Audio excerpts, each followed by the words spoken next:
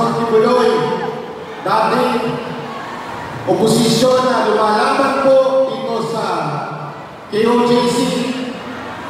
Pero nung sila po ay nagpaliwanag sa akin at pinakita nila ang ganda ng KOJC po, nakumprinsi po ako na ito si Pastor Tibuloy ay hindi lamang panggabaw.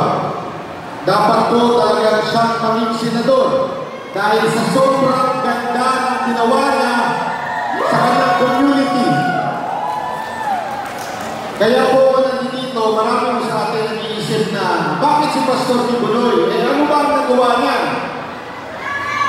Alam niyo po, si Pastor Tibuloy po ay maraming nagawa, maraming natulungan, hindi lamang po ang mga taga-KOJC, yung kanyang community. Pag pupuntahan niyo po sa Davao, makikita niyo yung napakalaking kingdom doon, pinakamalaki sa Pilipinas. Yung kanilang lugar ay nasa Pilipinas na isang third world country, pero first world ang lugar nila. Kung meron po sana tayong picture na may papakita dito, mas maganda. Ayun. Ayan. Ako yan eh. Pangit siya. Diba yan? Kung makikita natin po ang mga ginawa ni Pastor, hindi lamang po yan. May Glory Mountain pa, Prayer Mountain, para po kayo nasa Japan sa sobrang ganda. Yan o yung sinasabi ng barak na presidente na masamang tao daw. Paano ang isang puno magbubunga ng masama kung ito'y napakaganda, di ba? Yes! Nakakita po ba kayo ng isang mangga na bubunga ng bayabas? Malabo yun. O di kaya isang bayabas na puno bubunga ng mangga? Kung may bunga maganda, sa tingin niyo ang pinuno nila ay hindi maganda, hindi magaling, imposible po yun. Kaya ho maganda ang community ng KOJC dahil po sa magandang pamamahala ni Pastor Tibuloy. Kaya mga kababayan, sana ho, kalinigan ko lang, lalo na ho sa mga hindi taga-KOJC dito, magsaliksi po tayo, huwag po tayo maniniwala basta-basta sa kwento. Dahil ang tunay na fake news ay nanggagaling mismo sa Malacanang. Ngayon nga, meron silang bayaran vlogger nasa Malacanang. Bakit bayaran? Sinasahuran ng gobyerno.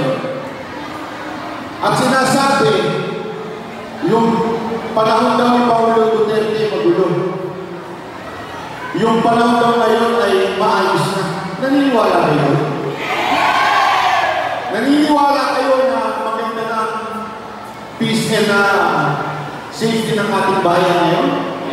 Kung makikita nyo sa mga balita, di ba? Ang dami mo dyan, kaliwan kanan, mga bata, ginaasa, baby ginaasa.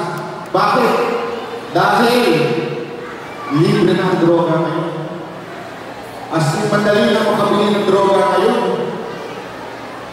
Kaya mga kababayan, sana ho, dito sa darating na eleksyon, huwag natin pahintulutan na mabuno ng team ang ating gobyerno.